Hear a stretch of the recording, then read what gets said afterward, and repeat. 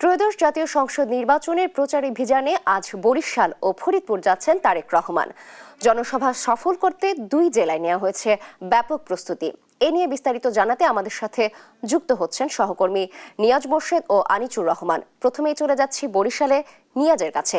নিয়াজ, আপনি জনসভার প্রস্তুতি ও নেতাকর্মীদের উচ্ছ্বাস কেমন দেখছেন, বিস্তারিত জানাবেন।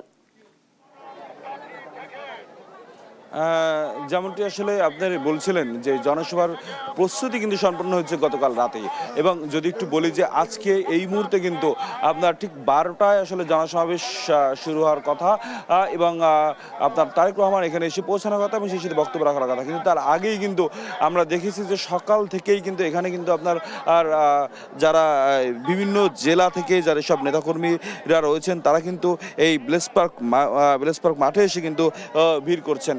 এবং যদি একটু বলি যে আপনার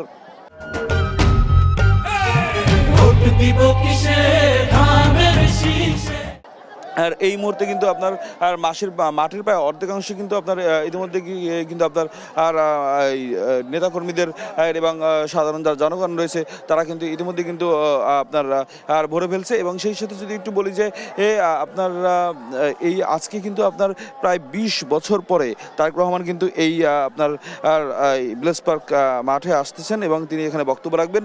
যদিও এর আগে 2005 সালে তিনি কিন্তু ইউনিয়ন প্রতিনিধিদের সম্মেলন হয়েছিল, সেই সম্মেলনে তিনি এসেছিলেন। এবং যদি একটু বলি যে আপনার আজকের এই বিভাগীয় যে জনসভাগুলো আসলে আপনার তারেক রহমান করে যাচ্ছেন নির্বাচনী জনসভা, সেটি কিন্তু প্রায় একেবারে দক্ষিণাঞ্চলের কিন্তু এটি আসলে বড় জনসভা, বরিশাল বিভাগীয় জনসভা। এবং এখানে কিন্তু প্রায় 21টি আসনের, বরিশাল অঞ্চলের প্রায় 21টি আসনের বিএনপির যারা মনোনীত প্রার্থী তারা কিন্তু আপনার এখানে আসলে আজকে থাকবেন এবং সেই সাথে তাদেরকে আসলে তিনি তারেক রহমান পরিচয় করে দেবেন। সেই সাথে দক্ষিণাঞ্চলবাসীর কাছে কিন্তু তিনি এই ভোট চাইবেন ধানের শীষের পক্ষে। এবং যদি একটু বলি যে আপনার আজকের এই সমাবেশকে কেন্দ্র করে কিন্তু এরপরে কিন্তু এখান থেকে তিনি চলে যাবেন আসলে ফরিদপুরে একটা ফরিদপুর বিভাগীয় সমাবেশে তিনি যাবেন। এবং যদি একটু বলি যে আপনার একটু কথা বলবো যে কোথা থেকে আসছেন আপনি? জি স্যার, আমি বাগেরহাট থেকে আসছি। বাগেরহাট থেকে। আচ্ছা, আজকে কি জনসভাকে কেন্দ্র করে আসছেন? জি জি জি। যেমন অনেকে কিন্তু অনেক দূর দূরান্ত থেকে কিন্তু তারা আসছেন এখানে। কোথা থেকে আসছেন? বরগুনা থেকে আসছি, নর্দুল মোল্লার পক্ষ থেকে। বরগুনা এক। এই জনসভাকে কেন্দ্র করে আসছেন? জি জি, জনসভা দেখার জন্য করার জন্য আসছি আমরা।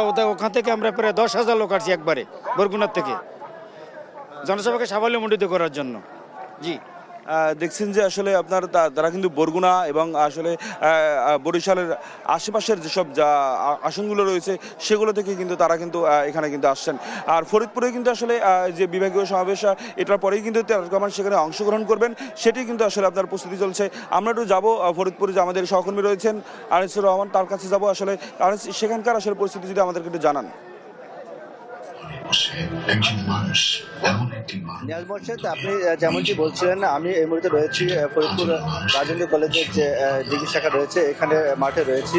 এখানে কিন্তু আমরা এই নেতাকর্মীদের ব্যাপক উপস্থিতি লক্ষ্য করেছি এবং বিশেষ করে ঘনিয়ে আসছে ত্রয়োদশ জাতীয় সংসদ নির্বাচন। এই নির্বাচনকে ঘিরে কিন্তু ফরিদপুরে যে 4টি আসন রয়েছে প্রতিটি আসনে চলছে ব্যাপক প্রচার প্রচারণা।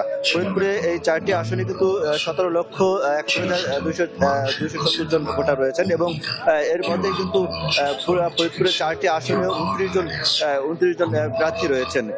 টোটাল মিলে 29 জন প্রার্থী রয়েছেন। এছাড়া আমরা এই মুহূর্তে রয়েছি ফরিদপুরের যে রাজেন্দ্র কলেজের মাঠে। এখানে কিন্তু আজকে কিছু সময় পরে, অর্থাৎ কয়েক ঘন্টা পরে কিন্তু তারেক রহমান, বিএনপির যে চেয়ারপারসন রয়েছেন তারেক রহমান, তিনি কিন্তু এখানে আসবেন এবং দুপুরের দিকে তিনি এই মঞ্চে এসে কিন্তু বক্তব্য দিবেন।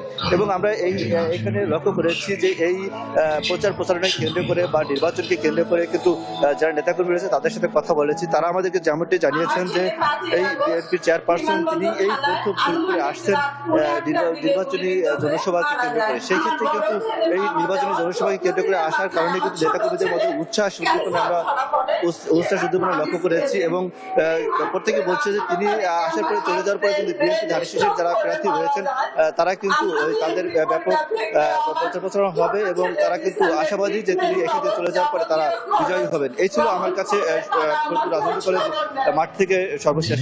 নাবিলা।